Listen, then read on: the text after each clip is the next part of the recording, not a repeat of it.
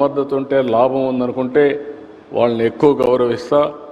అలాంటి వ్యవస్థలో most respectable వ్యవస్థ సిఐఐ అని చెప్పి నేను మీకు తెలియజేస్తున్న కన్ఫెడరేషన్ ఆఫ్ ఇండియన్ ఇండస్ట్రీ.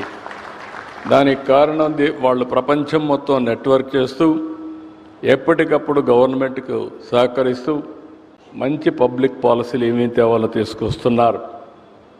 ఈరోజు ఇక్కడుండే డిపార్ట్మెంట్లు అందరికీ ఒకటే విజ్ఞప్తి చేస్తున్నా, లేబర్ రిఫార్మ్స్ తీసుకొచ్చాం, అడ్మినిస్ట్రేటివ్ రిఫార్మ్స్ తీసుకొస్తున్నాం. అదే మరి రియల్ టైం గవర్నెన్స్ ద్వారా ఎప్పటికప్పుడు ఎక్కడ కూడా చిన్న చిన్న పొరపాట్లు లేకుండా కూడా చూస్తున్నాం. ఇవన్నీ చేస్తూనే ఈరోజు నెక్స్ట్ లెవెల్ ఆఫ్ రిఫార్మ్స్కి వెళ్ళాం. దేశంలో ఎప్పుడు కూడా మీరు ఒకసారి చూస్తే ఏ రిఫార్మ్ అయినా అమలు చేయాలంటే అది ఆంధ్రప్రదేశ్కే సాధ్యమని గతంలో నిరూపించాం, మళ్ళీ ఈరోజు నిరూపించే పరిస్థితికి వచ్చాం. అదే మీరు చూస్తే ఏ రాష్ట్రం ఇవ్వలేదు. దానికి ఒక ట్రెండ్ సెట్టర్గా ఉండాలనే ఉద్దేశంతో ఈరోజు ఎస్క్రో అకౌంట్ పెట్టాం, సావరెన్ పవర్స్ ఇచ్చాం, దానికి గైడ్ లైన్స్ తయారు చేస్తాం. ఒకసారి ఇండస్ట్రీ పెడితే ఇన్సెంటివ్స్ ఇస్తామంటే అవి ఏ విధంగా ఇస్తాం, మన హెడేక్ కానీ పెట్టిన పెట్టుబడులకు మాత్రం అన్యాయం జరగడానికి వీలు లేదు, మన వల్ల వాళ్ళు నష్టపోవడానికి వీలు లేదు. మాట నిలబెట్టుకునే క్రెడిబిలిటీ ఇవ్వడానికి ఎస్క్రో అకౌంట్, అదే మాదిరిగా సావరెన్ గ్యారంటీ ఇచ్చాం. ఇప్పుడు మీరు చేసిన పనికి డబల్ అడ్వాంటేజ్ వస్తుంది. నాకు ఏమాత్రం అనుమానం లేదు. ఇప్పుడు మా యువరాజు కానీ, భాస్కర్ కానీ, జైన్ కానీ వీళ్ళందరూ ఉన్నారు, పవర్ డిపార్ట్మెంట్ వీళ్ళందరూ ఉన్నారు, మన సిఎస్ గారు వీళ్ళందరూ. ఇప్పుడు మీరు పరిశ్రమలో వచ్చేవాళ్ళని ఎప్పటికప్పుడు హ్యాండ్ హోల్డ్ చేసి క్లియరెన్స్ ఇవ్వాలంటే కూడా ప్రాబ్లం వచ్చే పరిస్థితి వస్తుంది. వేరే రాష్ట్రంతో సమానంగా పోటీ పడే వరకు మీరు కానీ ఇంకా బాగా పోటీ పడగలిగితే డబ్బులు కొరత లేదు ఈ దేశంలో, ప్రపంచంలో కూడా కొరత లేదు. ఎవడు అవకాశాలు చూపించగలిగితే అక్కడికి పారిశ్రామికవేత్తలు రావడానికి సిద్ధంగా ఉన్నారు. ఇది యథార్థం అని చెప్పి కూడా నేను మీకు తెలియజేస్తున్నా. అలాంటి వండర్ఫుల్ పాలసీలు ఇచ్చాం. రేపటి నుంచి పెట్టుబడులు తీసుకొచ్చే బాధ్యత మాది. వచ్చిన వాళ్ళకందరినీ సక్రమంగా చూసి ఇప్పుడు ఎట్టయితే చేశారో దేనికంటే ఉత్సాహంగా మీరు చేయాల్సిందిగా మిమ్మల్ని అందరినీ కోరుకుంటున్నా. చేస్తారని చెప్పి నమ్మకం ఉంది, అది చేయాల్సిందిగా మిమ్మల్ని కోరుకుంటున్నా.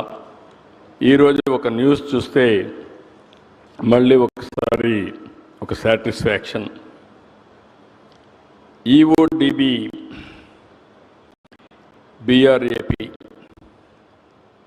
దీంట్లో చూస్తే ఒక అవార్డు ఇచ్చారు. ఆ అవార్డులో కూడా 4 బిజినెస్ సెంట్రిక్ అవార్డ్స్ ఇస్తే Andhra Pradesh achieve the top achiever status ఇచ్చారు 2024లో లాస్ట్ ఇయర్ది. అంటే that is a wonderful experience.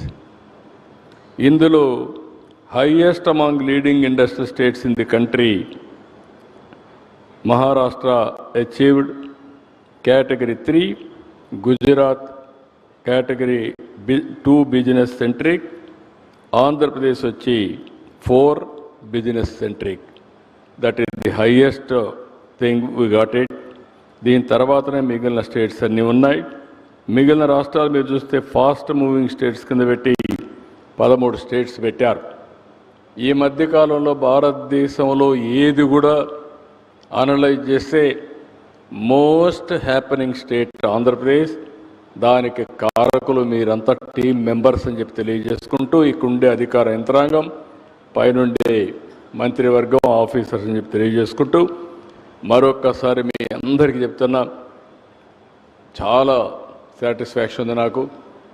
ఎందుకంటే ఓసారి నేను కూడా మంచిగా మీకు చెప్పాలి. బాగా చేయకపోతే కోప్పడచ్చు, కానీ బాగా చేసినప్పుడు అభినందించకపోతే కూడా తప్పు అవుతుంది. అందుకే మళ్ళీ చెప్తున్నా, wonderful work, extraordinary performance, congratulations to all of you. Visakha పేరు నిలబెట్టారు. మళ్ళీ ప్రపంచం అంతా కూడా విశాఖపట్నం పేరంటే మారు మ్రోగే విధంగా తీసుకొచ్చారు. పోలీసులు కూడా చూశాను. విజిబుల్ పోలీసింగ్, ఇన్విజిబుల్ పోలీస్ వీలైనంతవరకు చూపించగలిగారు. ఎక్కడంటే అక్కడ ఉండకుండా, ఎవరిని ఇబ్బంది పెట్టకుండా చాలా వరకు తక్కువ కనపడి ఎక్కువ పోలీసింగ్ చేశారు. మిమ్మల్ని కూడా అభినందిస్తున్నా. Wonderful work. నేను ఎవరితో మాట్లాడినా కూడా ఒకటే హ్యాపీగా ఫీల్ అయ్యారు. ఒకటి, Visakhapatnam dynamic city, beautiful city. ఇండియాలో ఇలాంటి ప్రొఫైల్ ఉండే సిటీ ఇంకోటి ఉండదు. అదే సమయంలో ఇక్కడ పీపుల్ కూడా చాలా డైనమిక్ పీపుల్, చాలా వైబ్రేషన్స్, ఒక మాటలో చెప్పాలంటే వైబ్రెంట్ సొసైటీ ఉండే ప్రాంతం ఇది. ఇంకొక పక్క ఒక మాట చెప్తే ఫాలో అయ్యే సొసైటీ. హుద్హుద్ సైక్లోన్ నాకు ఇప్పటికి కూడా జ్ఞాపకం ఉంది. నేను ఆ రోజు ఒక కాల్ ఇచ్చాను. దీపావళి వస్తూ ఉంది, చెట్లన్నీ కూడా కిందన పడిపోయినాయి, బాగా ఎండిపోయి ఉన్నాయి. ఎవరైనా దీపావళిలో క్రాకర్స్ కాలిస్తే ఫైర్ యాక్సిడెంట్లు అయ్యే ప్రమాదం ఉంటుంది. దీపావళి జరుపుకోండి, ఎక్కడ కూడా క్రాకర్స్ కాల్చొద్దని పిలిపిస్తే ఒక్క క్రాకర్ కాల్చకుండా దీపావళి జరుపుకున్నారంటే విశాఖపట్నంలో అది వాళ్ళకుండే నమ్మకం. అదే నాకు ఎప్పుడు కూడా ముందుకు తీసుకుపోతుంది. అలాంటి వండర్ఫుల్ సిటీ.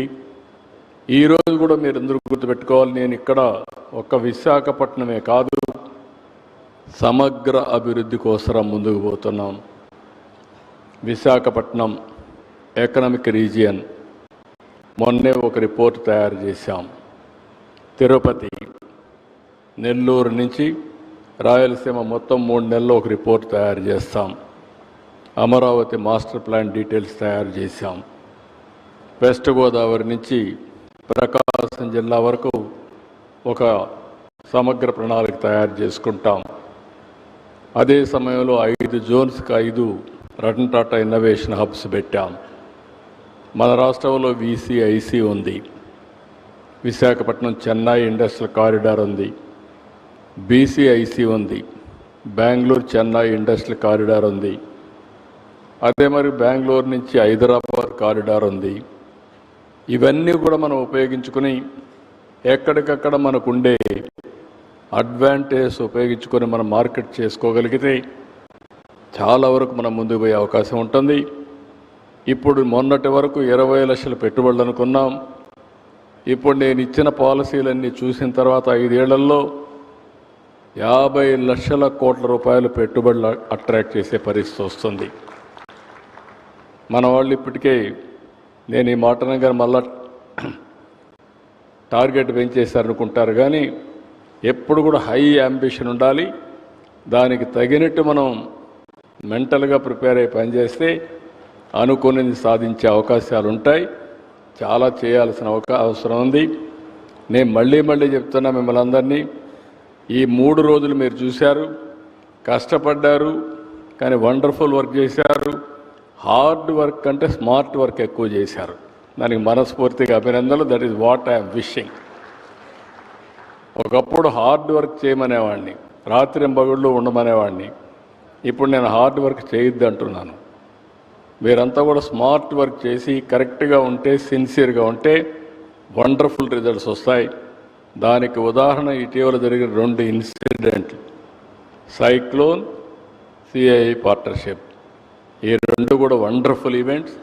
రాబోయే రోజుల్లో ఏ ఈవెంట్ వచ్చినా ఆ కండక్షన్లో మనం నెంబర్ 1గా ఉండాలి. ఉంటామని నమ్మకం నాకుంది. నేను ఓవరాల్ లీడర్ని మాత్రం మీకు అంతా కూడా మంచి చేయడానికి ఫుల్ ఫ్రీడమ్ ఉంటుంది. చేయడమే కాదు, దానివల్ల మీ యొక్క గౌరవం పెరుగుతుంది సమాజంలో. సమాజం కూడా మనల్ని ఎప్పటికప్పుడు వాచ్ చేస్తూ ఉంటుంది. ఎవరు బాగా చేశారు, ఎవరు బాగా చేయలేదు అన్నీ కూడా వాచ్ చేస్తూ ఉంటారు. ఈరోజు మనందరం కలిసి ఒక టీం కింద పనిచేసాం కాబట్టి ఈ ఫలితాలు వచ్చాయి. అలాంటి టీం వర్క్ చేసిన మిమ్మల్ని అందరినీ మరొక్కసారి అభినందిస్తూ అందరికీ ధన్యవాదాలు తెలియజేసుకుంటూ సెలవు తీసుకుంటున్నా. జై హింద్.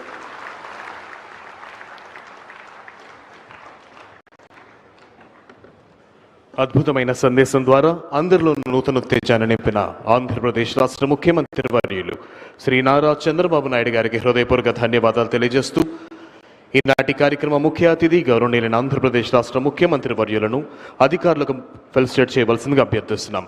దయచేసి ప్రతి ఒక్కరూ స్టేజ్కి లెఫ్ట్ సైడ్ నుంచి రైట్ సైడ్ దిగవలసిందిగా అభ్యర్థన, త్వరగా రావాల్సిందిగా అభ్యర్థన. First I would love to call upon G Shyambabu గారు, SE Visakhapatnam APPDCL department. P Jyothi, deputy EE Seethammadhara APPDCL department. M Kamalakar Babu, MD in red cap.